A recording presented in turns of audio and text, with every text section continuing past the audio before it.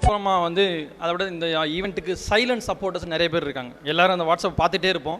என்னெல்லாம் எங்களால் பண்ண முடியுமோ அந்த உதவியெல்லாம் பண்ணிகிட்டே இருப்போம். அந்த மாதிரி எங்களுக்கு வந்து ரொம்ப சப்போர்ட்டிவாக இருந்தது. குறிப்பிட்ட பேர்கள் நிறைய பேரை சொல்லணும் நான். பட் அதில் ரொம்ப எங்களுக்கு ஒரு ஆளை சொல்லணும்னா வெற்றிவேல். அவர் வந்து ரொம்ப சப்போர்ட்டிவ். அதுபோல் திருப்பதி அந்த வெற்றிவேலை வந்து மேலே கூப்பிட்றேன் ஒரு 2 வார்த்தைகள் பேசும்படியாக. அனைத்து நண்பர்களுக்கும் வணக்கம். நமக்கு அறிவு தந்த ஆசான்கள் அவங்கள இந்த நேரத்தில் வணங்கிக் கொள்கிறேன். நான் கொஞ்சம் இங்கே படிக்கும்போது வெயிட்டான ஆள். இப்போ இது பிசிக்கல் வெயிட் சொல்கிறீங்க. நான் எடைக்கு எடை வச்சுருந்தேன் வெளியில் போகும்போது. நம்பர் 16 என்னோடய மார்க் ஷீட்டோட வெயிட் வந்து 1 kg. எங்கள் அண்ணன் வந்து என்னடா 1 kgக்கு மார்க் ஷீட் கொடுத்துருக்கேன் வந்துட்டு 6th தானே செமஸ்டர், ஏன் இவ்வளோ மார்க் ஷீட் வச்சுருக்கேன் அப்படின்னாங்க. நான் நிறைய படித்து எழுதுறது திரும்ப இதை ஏன் நான் சொல்கிறேன், காமெடிக்காக இல்லை, இதோட ஃபியூச்சர் ஸ்டெப்ஸ் வந்து நம்ம இருக்கிற பொசிஷன் வந்து நான் வெளியில் போயிட்டு 16 புக்ஸ் வந்து கம்ப்ளீட் பண்ணுறேன். நேவியில் ஃப்ரெண்ட்ஸ்லாம் கேட்பாங்க, எப்படி 4 புக்கு அட் ஏ டைமில் நீ படிப்பேன்? ஒரிஜினலாக சொல்லிக் கொடுக்கும்போதே நீ படிக்கலை, இப்போ 4 புக்கு படிக்கிறேன்னா நீ எங்கே போய் பணம் கொடுத்து பாஸ் பண்ண சொல்லு அப்படின்றாங்க. இல்லைண்ணா உண்மையிலே அந்த முதிர்ச்சி வந்திருக்குது. அப்போ தான் நாங்கள் 10th to டிப்ளமா. இப்போ அதிக பேர் வந்து இங்கே +2 முடிச்சுட்டு வந்திருப்பாங்க, கொஞ்சம் மெச்சூர்டாக இருப்பாங்க. நான் கொஞ்சம் வில்லேஜ்லேருந்து வந்ததால் எங்களுக்கு அந்த ஃபஸ்ட் இயருங்கிறது வந்து எனக்கான காலமாக போயிடுச்சு. அது எல்லோரும் படிக்கிறதுக்கு கூப்பிட்றாங்க. அந்த முரளி வந்து படிக்கிறதுக்கு மகேஷ் சொன்ன மாதிரி தான் புக் எடுத்துகிட்டு ரயில்வே ஸ்டேஷனு போகணும் அப்படிம்பா. பாத்ரூம் போகும்போது பாக்கெட் எடுத்துகிட்டு போகிற மாதிரி அந்த ஒரு புக் ஒன்று எடுத்துகிட்டு நாங்கள் போயிடுவோம். ரயில்வே ஸ்டேஷனில் ஒரு நாள் இலங்கை அகதிகள்லாம் ரிட்டன் போயிட்டுருக்காங்க. அங்கே ஒரு சிக்னலுக்காக ட்ரெயின் நிற்கிது.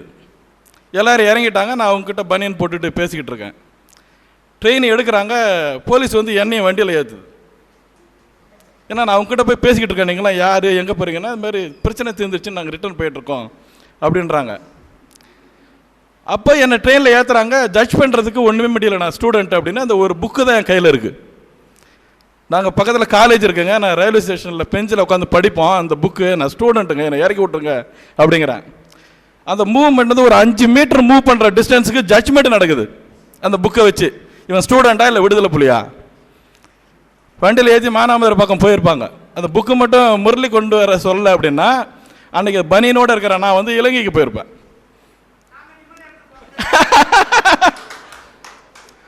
அதுக்கப்புறம் அந்த 3 இயர்ஸில் வந்து இதை ஃபுல்லாக அந்த புக்கெல்லாம் கம்ப்ளீட் பண்ணிவிட்டு லாஸ்ட்டாக ஒரு லெட்டர் வருது எனக்கு. 3 இயர்ஸ்க்கு அப்புறமா ஒரே ஒரு சான்ஸு, நீங்கள் இங்கிலீஷை பாஸ் பண்ணுறதுக்கு ஒரு எக்ஸாமு, லாஸ்ட் எக்ஸாம், அதுக்கப்புறம் நீங்கள் இங்கிலீஷே எழுத முடியாது. ஓ அப்படியா அப்படின்னு சொல்லிட்டு லாஸ்ட்டாக ஒரு அந்த இங்கிலீஷ் வந்து ஃபெயில் இல்லை த்ரூ அவுட் அந்த 6வது வருஷத்தில் கடைசி எக்ஸாமு. போய் பார்த்தா புக்கே மாறி போச்சு. நான் படிச்சுக்கிட்டு இருக்கேன், இன்னும் ஒரு 15 days தான் எக்ஸாம் இருக்குது. புக்கை மாறி போச்சு சொல்லிட்டாங்க. புது பசங்க புது புக்கை வச்சு படிச்சுக்கிட்டு இருக்காங்க.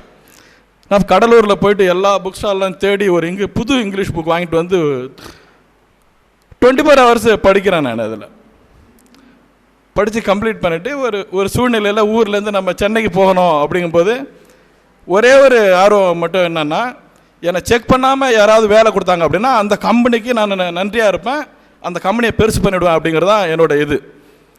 நான் போய்ட்டு ஒரு ரெஃபரன்ஸுக்கு ஒரு மேனேஜர்கிட்ட வேலை கேட்கும்போது அவர் வந்து இந்த பெரிய கம்பெனியில் டிவிஎஸ் மாதிரி ஒரு பெரிய கம்பெனியில் வேலை இல்லை, பட் எங்களோட டூலிங் சப்ளையர் வந்து சின்ன சப்கான்ட்ராக்ட் இருக்காங்க, அங்கே நீங்கள் போங்க, ஒரு 30 days அங்கே ஒர்க் பண்ணுங்கள், நீங்கள் அப்புறம் ரிட்டர்ன் நீங்கள் வந்து ஜாயின் பண்ணிக்கலாம், அது வந்து மார்ச் இயர் எண்டு அப்படின்னு சொன்னாங்க.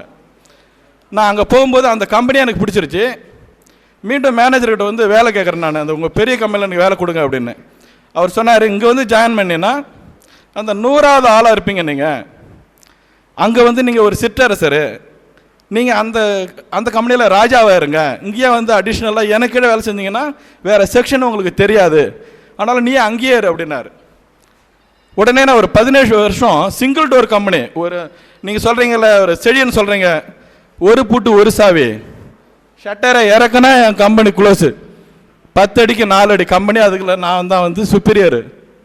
19 பேர், நான் 19வது ஆள். எல்லோரும் பனியனை கழட்டிட்டு போய் வேலை செய்வான், நான் மட்டும்தான் சட்டை போட்டுக்கிட்டு இருப்பேன். அதிலே கேட்பேன், இவன் மட்டும் சட்டை போட்டுக்கிட்டு இருக்கான், நான் காலேஜுக்கு வந்திருக்கானா வேலைக்கு வந்திருக்கிறான்னு கேட்பாங்க. அதில் இருந்து என்னுடைய இந்த டெக்னிக்கலுக்கு வந்து டிராயிங்கில் வந்து நான் ரொம்ப சவுண்டாக, எனக்கு டிராயிங் மட்டும் புரியும் நல்லா. அதாவது 3 வேளை சாப்பாடை உறுதி செய்து எது அப்படின்னா இந்த சைன் காஸ் டேன், அதுதான். அது தெரியலன்னா நீங்கள் ஒரு டெக்னீஷியனாக ஒருத்தவங்க கூட நீங்கள் பேஸ் பண்ணவே முடியாது. அதில் நான் வளர்ந்து 17 வருஷம் அதே கம்பெனியில் ஜாயின் பண்ணுறேன், வேறு எங்கேயுமே போகலை. எனக்கு நல்ல ஒரு பின்னணி இருக்குது, வேலை இன்னொரு இடத்துல தேடி போகணும்னு இல்லை, அந்த கம்பெனிலே இருக்கேன். அந்த கம்பெனி பெருசாக வளர்ந்து ஆட்டோமொபைல் டெக்னாலஜியில் மேனேஜர், நான் வந்து டிசைனர், மெஷின்லாம் டிசைன் பண்ணுற ஆள். அப்புறமா HAL இந்துஸ்தான் ஏரோநாட்டிக்கல் ராக்கெட்டோட என்ஜின் டெஸ்ட் பண்ணுறதுக்கு நான் தான் ஷெல்லு பண்ணுறேன் ஃபைனலாக ஒரு 5 வருஷம் கழிச்சு. அப்புறம் பெங்களூரில் HAL ஹெலிகாப்டரோட ஸ்பேர்ஸ் பண்ணுறதுக்கு நான் தான் பண்ணுறேன். நாசிக்கில் இருக்கிற HAL என்னை எல்லோரும் போக சொன்னாங்க. நான் ஃப்ளைட்டில் போய் நாசிக்கில் இருக்கிற HALக்கு நிறைய பிக்சர்லாம் பண்ணி இந்த முழு என்ஜினியரிங், துப்பாக்கி தொழிற்சாலை, BHL, இண்டஸ்ட்ரியல் பைப்லைன்ஸ், இந்த துபாயில் இருக்கிறவங்களுக்கு தெரியும் பைப்லைன் வால்வ்ஸு, கண்ட்ரோல் வால்வ்ஸு, இந்தியாவில் எல்லா கம்பெனிக்கும் என்ன தெரியும், எல்லாமே அவங்க ஃப்ளைட் டிக்கெட் போட்டு என்னை வர வச்சுருக்கிறாங்க. அதில் அகமதாபாத்தில் வெரைட்டி வால் அப்படின்னு சொல்லிட்டு ஒரு டிஸ்பிளே வச்சுக்கிட்டு ஏர்போர்ட்டில் வந்து நின்றுட்டு இருந்தார். நான் கரெக்டாக கண்டுபிடிச்சேன், இவன் ஃபோனில் அவன் தப்பாக நம்ம பேரை எழுதி வச்சுருக்கிறான். வெரைட்டி WALL முன்னாடி வந்து வெரைட்டி. நான் நினச்சேன் அவன் வெரைட்டின்னு சொல்கிறாங்களா, இல்லை அந்த ஊரில் வெரைட்டியான ஆளாக இவன் அப்படின்னு சொல்லி ரிசீவ் பண்ணி ஓஸ்வால்னு ஒரு கம்பெனி, அவங்களுக்கு ஜிகன் பிக்சர் அந்த ஒரு வால்வை டெஸ்ட் பண்ணுற எக்யூப்மெண்ட்ஸ்லாம் பண்ணேன். நான் வந்து ஒரு SPM டிசைனர், கொஞ்சம் பொறுத்துக்கோங்க. SPM டிசைனரு, ஒரு காப்பி மேக்கர், சைனாவில் இருக்கிற மிஷின் எல்லாம் இந்தியாவோட மசாலா கலந்து உள்ளூரில் சேல்ஸ் பண்ணுறது, அந்த மாதிரி ஒரு சுப்ரீதில் இப்போ ப்ரெசென்ட்டாக நான் ஒரு தனி கம்பெனி ஸ்டார்ட் பண்ணிட்டேன். தனி கம்பெனிக்கு இது. ஃபேமிலியை பற்றி சொல்லணும்னா ஒய்ஃப் ஹவுஸ் ஒய்ஃபாக இருக்காங்க, 2 குழந்தை, ஒரு பொண்ணு 8th ஸ்டாண்டர்ட் படிக்கிறான், 4th ஸ்டாண்டர்டு பையன். பேசுறதுக்கு வாய்ப்பு தந்தமைக்கு நன்றி.